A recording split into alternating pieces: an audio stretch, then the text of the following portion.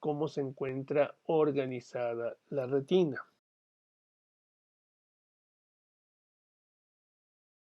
La retina no solamente son fotorreceptores, vamos a encontrar que estos conos y bastones van a estar estableciendo sinapsis con otras células. Y es relativamente simple el tratar de entender cómo va a ser esa interacción. Vamos a pensar en una especie de escalera donde tenemos unos postes y tenemos unos peldaños para poder establecer con facilidad cómo podría estar organizado. Vamos a tener aquí nuestro fotorreceptor. Aquí vamos a encontrar otro fotorreceptor. Se ve pequeño para que nos dé espacio para poder entender.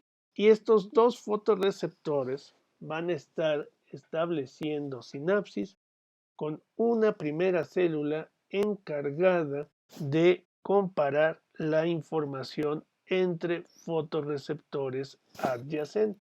A esta célula le vamos a denominar célula horizontal. Entonces, ¿qué hace? Recibe información de células o fotorreceptores que se encuentren adyacentes y va a comparar la intensidad de luz y la cantidad de luz o la frecuencia que se captó dependiendo de cuántos fotorreceptores estén mandando su información. Por otro lado, estas dos, tanto el fotorreceptor como la célula horizontal, va a estar enviando información a otra célula que va a estar estableciendo sinapsis con las dos y que ahora envía la información de manera vertical. Estas células que envían la información de manera vertical les vamos a denominar células bipolares. Entonces tengo las células bipolares, tenemos la célula horizontal y entonces células bipolares se encargan de enviar la información verticalmente. Como el propio nombre, las células horizontales mezclaban la información de manera horizontal. Y ahora vamos a tener una tercera célula que se encarga de comparar la información de las células bipolares. Y a esta célula le vamos a denominar la célula amácrina.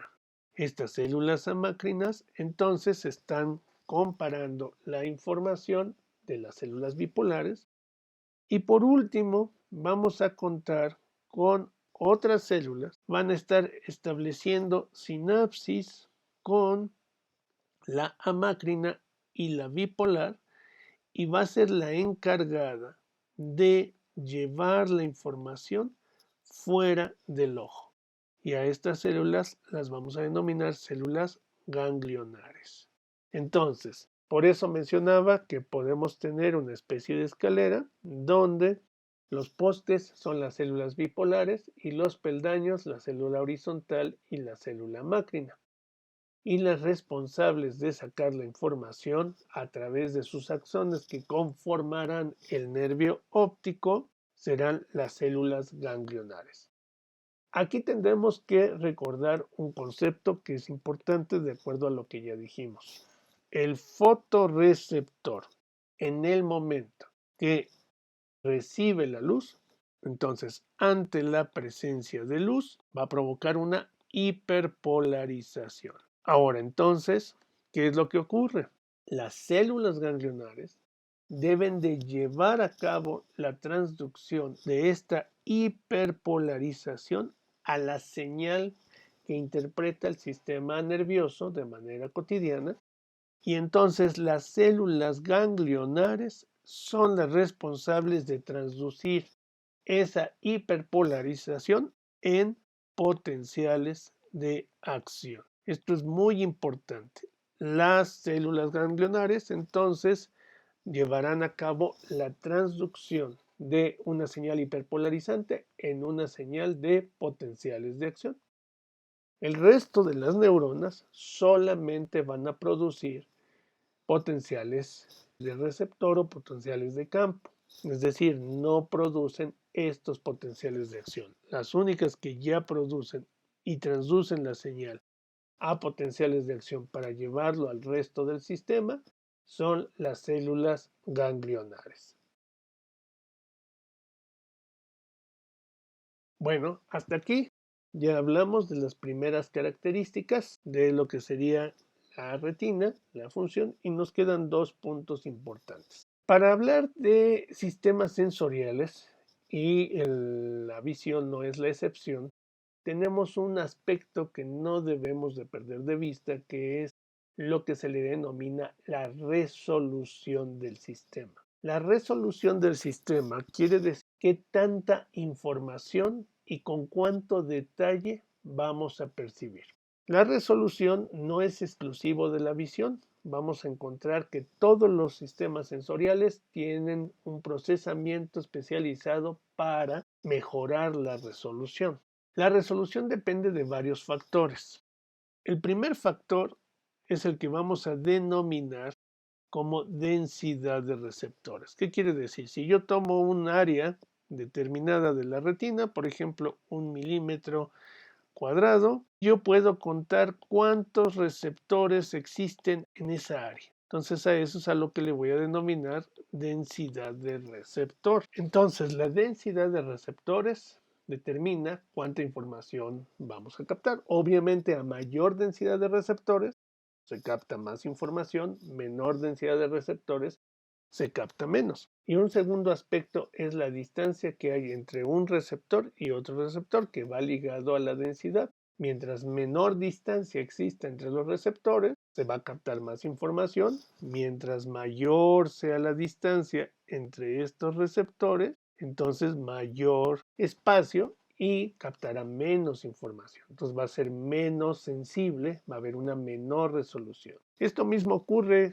por ejemplo, hoy día con las pantallas o las cámaras digitales, donde medimos la unidades en píxeles y que depende del tamaño del píxel y la distancia entre uno y otro es cuánto detalle podemos encontrar, cuántos píxeles hay por área, por ejemplo. Entonces, este es un primer mecanismo que nos ayuda a la resolución. Vamos a contar con un segundo mecanismo.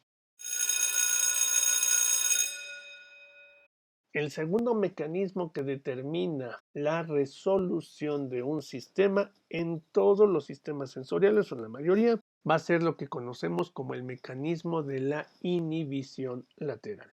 En este caso, ¿a qué se refiere la inhibición lateral? Vamos a poner un ejemplo muy simple. Supongamos que tenemos aquí un receptor y que este receptor tiene otros receptores vecinos. En este caso, cada uno de ellos enviará información de manera vertical pero también vamos a tener información que corre de manera lateral, como lo está diciendo el nombre. Entonces podría ir información de esta célula a esta. El mecanismo de inhibición lateral me va a ayudar a amplificar, me va a ayudar a diferenciar con mayor precisión el sitio donde se estimula con mayor intensidad y discrimina los sitios que tengan menor intensidad. Si viéramos una imagen, una curva, podríamos ver algo así. Tendría yo un punto donde se está estimulando con una intensidad mayor, pero tengo toda un área, toda una serie de regiones donde la estimulación también existe, pero no es máxima. Vamos a tener grados de estimulación. El mecanismo de inhibición lateral lo que quiere es eliminar estas partes para que quede perfectamente definido dónde se estimuló con mayor intensidad. ¿Y qué es lo que va a ocurrir con este mecanismo? Esta célula recibe una señal de alta intensidad, puede ir la información transmitiéndose de manera vertical y al mismo tiempo esta célula se encarga de inhibir la función de las células que se encuentran a los lados, de tal forma que solamente va a poder transmitir ella, eliminando la información parcial, vamos a ponerlo de esta forma. Entonces, gracias a este mecanismo de inhibición lateral, podremos transmitir con menor error en dónde se estimula y la intensidad. O sea, lo que queremos hacer es aumentar la distancia entre las zonas que se estimularon y las zonas que no se han estimulado. A eso corresponde el mecanismo de inhibición lateral. tenemos que hacer dos consideraciones importantes con respecto a lo que está captando el ojo. Vamos a tener que nosotros podemos realizar un mapeo de la información que capta el ojo. Y a este mapeo le vamos a denominar campo visual. Cuando hablamos de campo visual, tenemos que realizar una prueba que determine qué capacidad de visión tiene cada ojo. Y esta prueba se le va a denominar campimetría. La campimetría va a establecer, se tiene que hacer la medición independiente con un ojo y después con el otro ojo. En esta prueba se trata de determinar qué puede observarse con un ojo y qué no. La zona que está rayada, la zona oscura, corresponde a el área que no logra percibir con ese ojo. En este caso nos están diciendo que es el ojo derecho. Y la otra, la zona clara, es lo que sí percibió. Podemos observar que de un extremo sería la parte lateral. Podemos tener más visión, más campo visual. Y de la parte medial, esta sería la parte lateral y esta sería la parte medial, hay una zona que está oscurecida, es decir, que no percibimos con claridad. Cuando tenemos la visión monocular, nos vamos a percatar que la nariz, que se encuentra justamente en la parte del medio, estorba nuestra visión y estamos viendo que no permite ampliar el campo. Sin embargo, de la parte lateral, al no tener nada que lo dificulte, está ampliado el campo. Pero con la visión binocular, esto se subsana. ¿Por qué? Porque vamos a tener una característica que se va a dar con los dos campos visuales. Ahora, una característica muy importante de nuestra visión es que contamos con una visión de tipo binocular. Sin embargo, no es solamente el hecho de que tengamos dos ojos para ver, sino que los ojos se encuentran ubicados en la parte anterior y a una distancia corta uno con respecto al otro. Eso, el hecho de que tengamos la visión hacia el frente y con una distancia interocular corta, nos va a dar muchas ventajas. Como estábamos mencionando, cada uno de los ojos va a contar con un campo visual y el hecho de colocar estos ojos al frente, vamos a tener como consecuencia que el campo visual se va a sobreponer. Entonces aquí tendríamos el ejemplo del campo visual de un ojo y tenemos el campo visual del otro ojo. Y lo que vamos a observar es que existe un área que se está sobreponiendo. Justamente vamos a tratar de definir esta parte central, sería el campo que le vamos a denominar redundante. Es decir, es la zona donde se sobrepone el campo visual de un ojo con respecto al campo visual del otro ojo. Y esto va a tener una ventaja muy grande. ¿Por qué? Habíamos dicho que si hacíamos la campimetría con un solo ojo, íbamos a observar que hacia la parte medial, donde está la nariz, se reducía el campo. Y con la visión binocular, ya esta área desaparece, porque lo que no captamos con ojo, lo sustituimos con lo que estamos captando con el otro ojo. Y nos va a ayudar a no tener problemas en esta parte de la visión. Así, por ejemplo, podemos encontrar también situaciones en las que podamos tener alteraciones, como en el caso que habíamos mencionado del punto ciego, donde no se observa una parte, y en la vida normal, en la vida cotidiana, el punto ciego no existe, no lo percibimos por la sobreposición de campos. Esto vamos a tener que entonces, la parte central de nuestro campo visual, esta parte central, va a corresponder a la visión binocular y los campos laterales va a ser monocular. Entonces vamos a tener dos partes de nuestro campo visual. La parte del centro que sería una visión binocular y los campos laterales que serían la visión monocular. El hecho de tener esta sobreposición de los campos no solamente nos va a ayudar a no perder información, también nos va a dar otra característica, que es el de poder tener una visión en tercera dimensión, en 3D. La visión en tercera dimensión se produce gracias a la visión binocular con la sobreposición de campos. Y es por eso que nosotros podemos ver en nuestro entorno y entender a qué distancia se encuentran los objetos. Podemos estimar si algo se encuentra cercano, lejano, etc. Y entonces esto nos lleva a otro punto.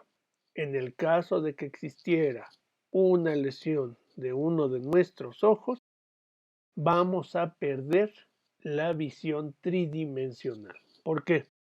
Una visión monocular es una visión en 2D. Y esta visión en 2D no nos va a permitir calcular la distancia de los objetos. Por eso, personas que tienen pérdida de la visión de un ojo no deben de conducir automóviles porque conducir un vehículo requiere forzosamente de esta habilidad de poder calcular la distancia de los objetos. Entonces, es muy importante no conducir o máquinas que puedan ser peligrosas, que pueda haber accidentes, en donde se tenga que tener un control del espacio. Entonces, la visión binocular nos va a producir la tercera dimensión y por eso en algunas teorías filogenéticas se estipula que cuando una especie tiene los ojos al frente con poca separación y gana esta tercera dimensión, se encuentra una especie depredadora y que las especies donde los ojos están más separados son especies que suelen ser presas.